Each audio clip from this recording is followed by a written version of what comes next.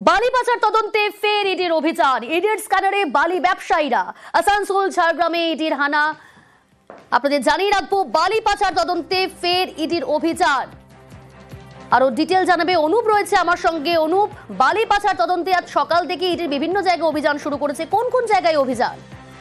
তো বালি পাচার তদন্ত ইডির পক্ষ থেকে আগে এসিআর করা হয়েছিল, তারপরে যে তল্লাশি করা হয়েছিল এবং দ্বিতীয়বার এই নিয়ে তল্লাশি অভিযান চলছে। কলকাতার বেন্টিং স্ট্রিট একটি জায়গায় ইডি অফিসার তারা কিন্তু সেখানে হানা পৌঁছছে। তাই আসানসোলের তিনটি জায়গায় স্পষ্ট শোনা যাচ্ছে না, যদি সম্ভব হয় স্থান পরিবর্তন করো। বালি পাচার তদন্তে ফের ইডির অভিযান। আজ সকাল থেকে আসানসোল ঝাড়গ্রাম বিভিন্ন জায়গায় ইডির তল্লাশি অভিযান শুরু হয়েছে।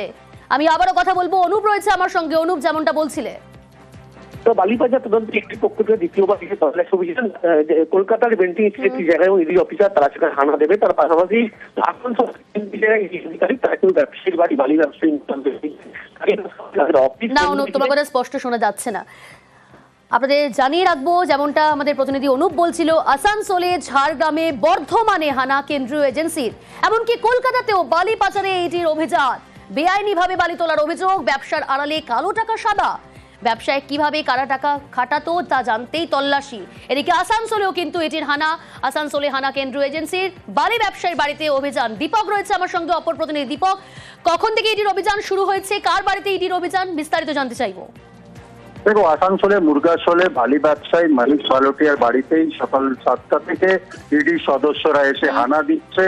মূলত মানুষের বিরুদ্ধে অভিযোগ উঠেছে কি বালিঘাট, সরকারি বালিঘাট, সরকারি রাজস্ব ফাঁকি দেওয়া এবং বেআইনি ভাবে বালি উত্তোলন করে সেই অর্থ নয়ছয় করার অভিযোগ উঠেছে এবং মানি লন্ডারিং এর মাধ্যমে সে টাকা বিদেশে খাটানো হয়েছে, এমনটাই সূত্রের মারফত খবর পাওয়া যাচ্ছে। সেই ঘটনার তদন্তে এবার কেন্দ্রীয় সংস্থা এনফোর্সমেন্ট ডাইরেক্টর তার বাড়িতে হানা দিয়েছে। প্রায় 10 থেকে 12 জন সদস্য তারা বাড়িতে হানা দিয়েছে। ইতিমধ্যেই সকাল থেকে তাকে জিজ্ঞাসাবাদ করা হচ্ছে এবং বাড়ির বাইরে কিন্তু বাহিনী মোতায়েন করা হয়েছে। বাড়িতে কোনো অজানা ব্যক্তিকে প্রবেশ নিষেধ করা হয়েছে এবং ইতিমধ্যে তল্লাশি চালাচ্ছে। বেশ কয়েক ঘন্টা তল্লাশি হয়ে গেছে, যদিও তারা এখনো বেরিয়ে আসেনি। তল্লাশি জারি রয়েছে। বেশ। আসানসোলের পাশাপাশি ঝাড়গ্রামের কথা বলছিলাম আপনাদের। ঝাড়গ্রামে, সেখানেও এটির অভিযান। ঝাড়গ্রামে ফের হানা কেন্দ্রীয় এজেন্সির। গোপীবল্লভপুরে সেখানে জেডি মাইনিং এর অফিসে তল্লাশি। আরো বিস্তারিত জানাবো, তবে তার আগে আপনাদের জানাচ্ছি, বালি পাচার তদন্তে ফের ইডির অভিযান। ফের ঝাড়গ্রামে হানা কেন্দ্রীয় এজেন্সির। গোপীবল্লভপুরের অফিসে তল্লাশি। গোপীবল্লভপুর ও লালগড়ে বালি খাদানেও হানা।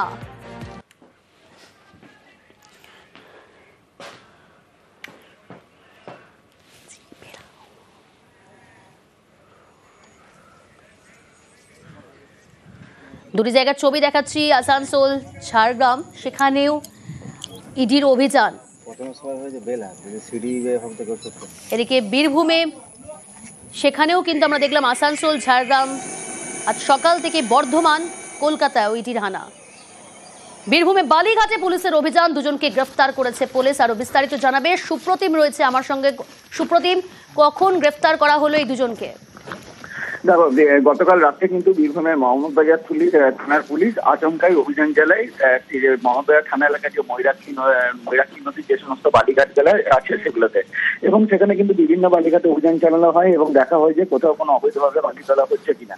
তার পাশাপাশি বালিঘাট থেকে আসার যে সমস্ত রাস্তা আছে, রাজ্য সড়ক বা জাতীয় সড়ক রয়েছে, সেগুলোতে অভিযান চালানো হয় এবং সেই রকম অবস্থায় সরকারি চালান ছাড়া যাওয়া বালি বোঝাই একটি ট্রাক এবং 5টি ট্রাক্টরকে পুলিশ আটক করে এবং তাদের কাছে কোনো বৈধ নথি পাওয়া যায়নি এবং দুজনকে গ্রেফতার করা হয়েছে। এবং বীরভূমের মহাদয়া থানা পুলিশ জানিয়েছে আগামী দিনেও হতাহত করে এই ধরনের বালিঘাটগুলিতে যে অভিযান তা চলবে। বেশ।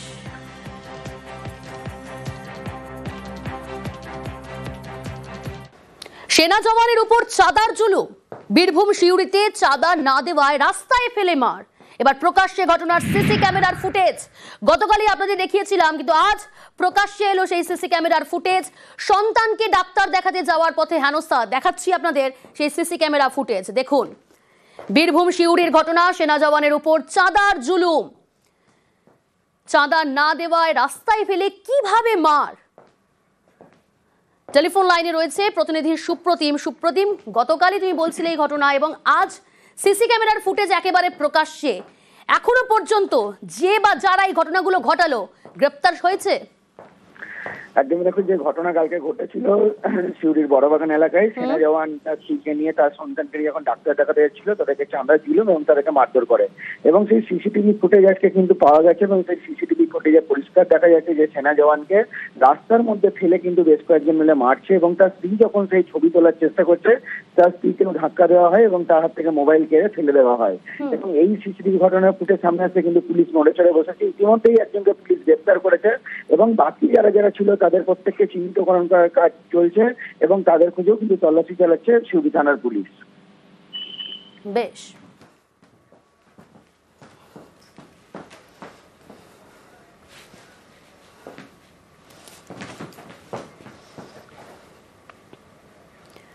দুর্গাপুরে ডাক্তারি পড়ুয়াকে গণধর্ষণের অভিযোগ। 4 দিনের মাথায় গ্রেফতার তরুণীর সহপাঠী বন্ধু ওয়াসেফ আলী। এই বন্ধুই কি ধর্ষক, খতিয়ে দেখছে পুলিশ।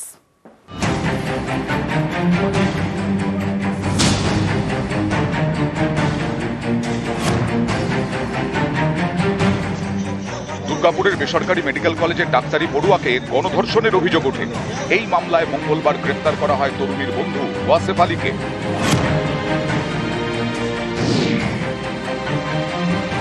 সহপাঠীকে গ্রেফতারে তদন্তের গতিপথ নয়া মোড় নিয়েছে।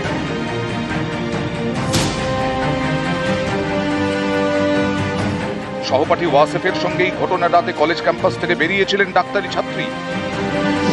ধৃতের বিরুদ্ধে গণধর্ষণ, জোর করে আটকে রাখা এবং ছিনতাইয়ের ধারায় মামলা করা হয়েছে। তাকে 7 দিন পুলিশ হেফাজতে রাখার নির্দেশ দিয়েছে আদালত। এই ঘটনায় প্রথমে ওয়াসেফের নামে সেভাবে অভিযোগ ওঠেনি, যদিও শুরু থেকেই তার দিকে নজর ছিল পুলিশের। তাকে জিজ্ঞাসাবাদের জন্য আটকও করা হয়।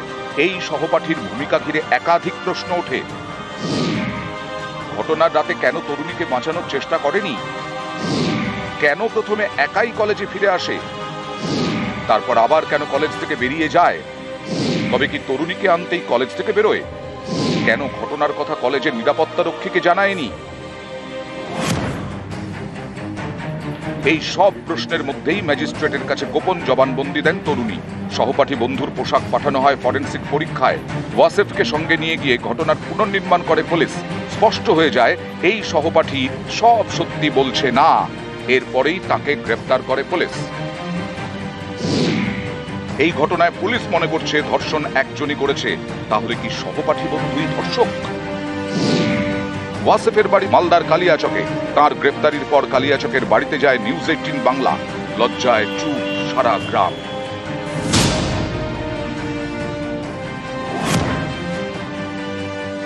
নিউজ 18 বাংলা। দুর্গাপুরে বেসরকারি মেডিকেল কলেজে পড়ুয়াকে গণধর্ষণের অভিযোগে তোলপাড় রাজ্য রাজনীতি। ঘটনার পরেই প্রশাসনের বিরুদ্ধে সরব হয়েছিলেন নির্যাতিতার বাবা। 13ই অক্টোবর প্রশাসনের উপর থেকে ভরসা উঠে গেছে বলে বিস্ফোরক মন্তব্য করেছিলেন নির্যাতিতার বাবা। बंगाल सरकार से कोई हेल्प मिला है? नहीं कुछ नहीं हेल्प मिला। Nobody can help me. हमको हेल्प नहीं चाहिए, हमको न्याय चाहिए बस। हमको पैसा भी नहीं चाहिए कि कुछ भी नहीं चाहिए, मदद कुछ नहीं चाहिए। I want to justice. Police complain में लिखा गया है कि 8:30 बजे घटना घटा है। मुख्यमंत्री ममता बनर्जी बोली कि 12:30 बजे। वही तो बात है। वो पुलिस भी झूठ है और ममता बनर्जी भी झूठ है। हम देख रहे जहाँ यहाँ लड़की सिक्योरिटी नहीं है, इसलिए हम उसको रिक्वेस्ट किया जो हम हमारा भुवनेश्वर में हमारा लड़की को ले जाओ, नहीं तो यहाँ से कभी भी मार भी देंगे। वो हमारा अभी विश्वास टूट गया। আর গতকাল বিস্ফোরক অবস্থা নির্যাতিতার বাবার। মুখ্যমন্ত্রীর কাছে ক্ষমা চেয়ে নিলেন নির্যাতিতার বাবা। দুর্গাপুরে ছাত্রী নির্যাতনে পুলিশি তদন্তেই আস্থা। আমি মমতা দিদি মায়া বলে আমি ক্ষমা মেগে নিয়েছি, ওদের মেয়ে বলে আমি ছেড়ে দিয়ে যাচ্ছি। ওই ন্যায় দিবে, ঠিক আছে, আর কিছু বলো না। আমি মমতা দিদির কথা ক্ষমা মেগে নিয়েছি। যদি কিছু আপনার বেটা মতো ভুল করেছি ক্ষমা করে দিই, বাকি ওর যাহা নিবে, আমার মেয়েকে যাহা ন্যায় দেবে ওইটাই আমার খুশি।